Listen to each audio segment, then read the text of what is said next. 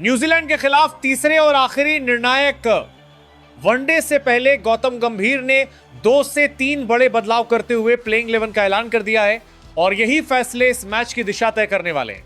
गंभीर के क्रिकेट दर्शन की एक खास बात हमेशा से रही है, नाम नहीं फॉर्म चलेगा। वो अतीत की उपलब्धियों से ज्यादा वर्तमान की जरूरतों को तवज्जो देते हैं। इसी सोच के तहत उन्होंने तीसरे वनडे से पहले टीम में बदलाव किए हैं। ये बदलाव किसी दबाव में नहीं बल्कि स्पष्ट रणनीति और हालात को पढ़कर किए गए। निर्णायक मुकाबले में जोखिम लेना हर कोच या कप्तान के बस की बात नहीं होती, लेकिन गंभीर हमेशा से अलग रहे। इस मैच की अहमियत इसलिए भी बढ़ जाती है क्योंकि दोनों टीमों ने पहले 2 वनडे में एक दूसरे की कमजोरियों को अच्छी तरह पढ़ लिया है। भारतीय टीम को जहां टॉप ऑर्डर की स्थिरता और मिडिल ऑर्डर की निरंतरता पर काम करने की जरूरत महसूस हुई, वहीं गेंदबाजी में भी कुछ ऐसे मोमेंट आए जहां अनुभव और ताजगी के सही संतुलन की कमी दिखी। यही वो जगह है जहां गंभीर ने हस्तक्षेप किया है। तीसरे वनडे के लिए घोषित प्लेइंग 11 साफ इशारा करती है कि भारत अब सिर्फ संभल कर खेलने नहीं उतरेगा बल्कि पूरे इरादे से मैच को नियंत्रित करने की कोशिश करेगा। जिन खिलाड़ियों को बाहर बैठाया गया है वो बुरे खिलाड़ी नहीं है, लेकिन इस समय टीम को उनसे ज्यादा किसी और तरह की ऊर्जा चाहिए थी। गंभीर जानते हैं कि निर्णायक मैच में अक्सर वही टीम जीतती है जो हालात के मुताबिक खुद को जल्दी ढाल ले। इन बदलावों के पीछे एक और बड़ी सोच भी छिपी है, आगामी बड़े टूर्नामेंट्स की तैयारी। गंभीर सिर्फ यह मैच जीतने के बारे में नहीं सोच रहे बल्कि यह भी देख रहे हैं कि कौन सा खिलाड़ी दबाव में कैसा प्रदर्शन करता है। यही वजह है कि प्लेइंग 11 में कुछ ऐसे चेहरे हैं जिन पर भरोसा जताकर गंभीर ने साफ संदेश दिया है कि टीम में जगह सिर्फ प्रतिभा से नहीं बल्कि जिम्मेदारी निभाने से मिलेगी। तीसरे वनडे की प्लेइंग 11 में किए गए बदलाव ये भी दिखाते हैं कि टीम अब एक यूनिट की तरह सोची जा रही है, न कि अलग अलग स्टार खिलाड़ियों के इर्द गिर्द। बल्लेबाजी क्रम में लचीलापन, गेंदबाजी में विविधता और फील्डिंग में चुस्ती, इन तीनों पर खास ध्यान दिया गया है। गंभीर अच्छी तरह जानते हैं कि निर्णायक मुकाबले अक्सर छोटे छोटे पलों में जीते या हारे जाते हैं। इस फैसले से ड्रेसिंग रूम में भी एक अलग तरह की प्रतिस्पर्धा देखने को मिल रही है। जो खिलाड़ी बाहर हुए हैं उनके लिए ये एक चेतावनी है और जो अंदर आए हैं उनके लिए ये खुद को साबित करने का सुनहरा मौका। गंभीर का यह अंदाज टीम में डर नहीं बल्कि जिम्मेदारी का एहसास पैदा करता है। फैंस के बीच भी प्लेइंग 11 को लेकर बहस तेज है। कोई इन बदलावों को साहसिक बता रहा है तो कोई इसे जोखिम भरा दांव मान रहा है, लेकिन इतिहास गवाह है गौतम गंभीर ने जब जब बड़ा फैसला लिया है तब तब टीम इंडिया को नई दिशा मिली है, चाहे वो बतौर खिलाड़ी हो या आप टीम मैनेजमेंट का हिस्सा बनकर। तीसरा और आखिरी वनडे सिर्फ सीरीज जीतने का मौका नहीं है बल्कि यह दिखाने का मंच है कि भारतीय टीम किस दिशा में आगे बढ़ रही है। गंभीर के 2-3 बदलावों वाली ये अब सबकी निगाहें मैदान पर होंगी। शुभमन गिल अब सिर्फ तकनीकी रूप से परिपक्व बल्लेबाज नहीं बल्कि नई पीढ़ी के सोचने समझने वाले कप्तान बन चुके हैं। उनकी बल्लेबाजी में ठहराव है लेकिन फैसलों में आक्रामकता साफ झलकती है। कप्तान के तौर पर गिल मैदान पर भावनाओं से नहीं हालात से खेलते हैं। पावर प्ले में रन गति को समझना, मिडिल ओवर्स में पार्टनरशिप बनाना और अंत में विपक्ष पर दबाव डालना, ये तीनों गुण उन्हें खास बनाते हैं। गिल की सबसे बड़ी ताकत यही है कि वे खुद के प्रदर्शन से टीम को दिशा देते हैं। शांत चेहरा, तेज दिमाग और लंबी रेस की तैयारी, यही शुभमन गिल की कप्तानी की पहचान बन रही है। रोहित शर्मा अनुभव का वो स्तंभ है जिन पर टीम संकट में टिक जाती है। उनकी बल्लेबाजी सिर्फ शॉट्स का संग्रह नहीं बल्कि गेम अवेयरनेस की मिसाल है। रोहित जानते हैं कि कब गेंदबाज पर टूटना है और कब विकेट को समय देना है। नई गेंद के खिलाफ उनका फुटवर्क आज भी उतना ही असरदार है। भले ही उम्र बढ़ी हो लेकिन टाइमिंग और क्लास में कोई गिरावट नहीं आई। टीम के युवा खिलाड़ियों के लिए रोहित मैदान पर चलता फिरता पाठ्यक्रम है। जब रोहित लय में आते हैं तो विरोधी टीम की रणनीति बिखरने लगती है और यही उनकी सबसे बड़ी मौजूदगी है। विराट कोहली नाम नहीं, एक मानसिक दबदबा है।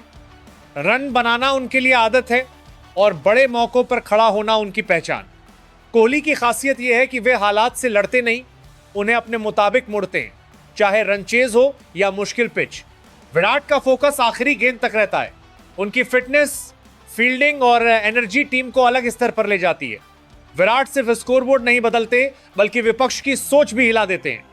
जब कोहली क्रीज पर होते हैं तो टीम को भरोसा रहता है कि मैच अभी हाथ से नहीं गया। श्रेयस श्रेयस अय्यर मिडिल ऑर्डर की उस कड़ी का नाम है जो टीम को संतुलन देती है। स्पिन के खिलाफ उनका आत्मविश्वास और शॉर्ट बॉल पर सुधरी तकनीक उन्हें ज्यादा खतरनाक बनाती है। श्रेयस का खेल दिखावटी नहीं बल्कि स्थिति के हिसाब से ढला हुआ है। जब विकेट गिरते हैं वे पारी को थामते हैं और जब मौका मिलता है तेजी से रन गति बढ़ाते हैं। उनकी बल्लेबाजी में जोखिम सोच समझ कर लिया जाता है। फील्डिंग में भी वे तेज रिफ्लेक्स और मजबूत थ्रो के लिए जाने जाते हैं। श्रेयस अय्यर टीम के लिए भरोसे का मध्य बिंदु है। केएल राहुल बहुमुखी प्रतिभा का नाम है। ओपनिंग से लेकर मिडिल ऑर्डर तक हर भूमिका में ढलने की क्षमता उन्हें खास बनाती है। विकेटकीपर के तौर पर उनकी साफ तकनीक और शांत दिमाग गेंदबाजों को आत्मविश्वास देता है। राहुल की बल्लेबाजी में क्लास है लेकिन जरूरत पड़ने पर वे व्यवहारिक क्रिकेट खेलते हैं। वे बड़े शॉट्स से ज्यादा गैप्स पर भरोसा करते हैं। दबाव में विकेट के पीछे उनकी मौजूदगी मैच का रुख बदल सकती है। राहुल टीम के उस खिलाड़ी हैं जो शोर नहीं मचाते लेकिन काम लगातार करते रहते हैं। रविंद्र जडेजा टीम इंडिया के सबसे कीमती ऑलराउंड पैकेज हैं। गेंदबाजी में उनकी सटीकता बल्लेबाजों को खुलकर खेलने नहीं देती। वहीं बल्लेबाजी में वे हालात के अनुसार रंग बदल लेते हैं। फील्डिंग में जडेजा एक अतिरिक्त हथियार हैं। उनका थ्रो और एथलेटिक मूवमेंट मैच पलट सकता है। जडेजा की खासियत यह है कि वे हर विभाग में टीम को फायदा देते हैं। रन रोकना हो, विकेट निकालना हो या अंत में तेजी से रन बनाना, जडेजा हर भूमिका में फिट बैठते हैं। वे टीम के संतुलन की रीढ़ हैं।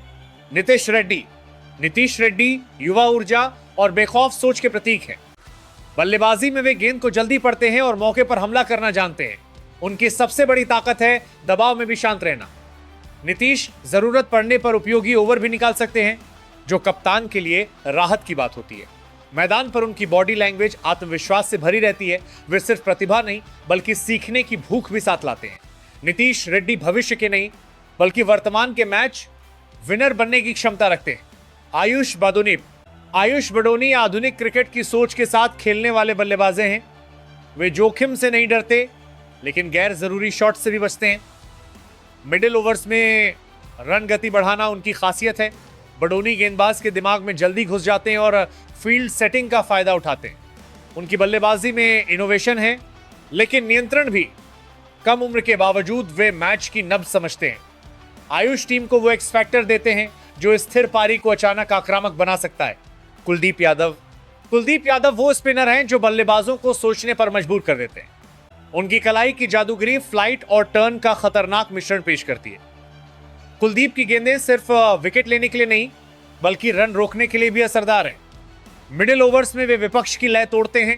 उनकी सबसे बड़ी ताकत यही है कि बल्लेबाज उन्हें पढ़ नहीं पाते। आत्मविश्वास लौटने के बाद कुलदीप और ज्यादा घातक हो गए। वे टीम के लिए ब्रेक थ्रू दिलाने वाला अहम हथियार है। मोहम्मद सिराज जुनून और जज्बे से भरे तेज गेंदबाज हैं। नई गेंद से उनकी स्विंग बल्लेबाजों के लिए बड़ी चुनौती बनती है। सिराज हर गेंद में विकेट लेने की भूख दिखाते हैं।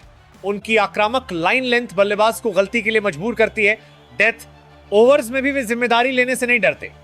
सिराज की खास बात यह है कि वे हार नहीं मानते चाहे रन पड़े या विकेट न मिले। उनकी ऊर्जा पूरी टीम में जोश भर देती है। अर्शदीप सिंह बाएं हाथ के उस तेज गेंदबाज हैं जो दबाव को अपना हथियार बना लेते हैं। डेथ ओवर्स में उनकी यॉर्कर और स्लोअर गेंदें बेहद असरदार हैं। अर्शदीप की सोच साफ है, कम गलती ज्यादा असर। नई गेंद से भी वे मूवमेंट निकालने की क्षमता रखते हैं। उनकी शांति उन्हें बड़े मौकों पर मजबूत बनाती है। कप्तान को पता होता है कि आखिरी ओवर अर्शदीप पर छोड़ा जा सकता है। वे टीम के लिए भरोसेमंद फिनिशर गेंदबाज बन चुके हैं।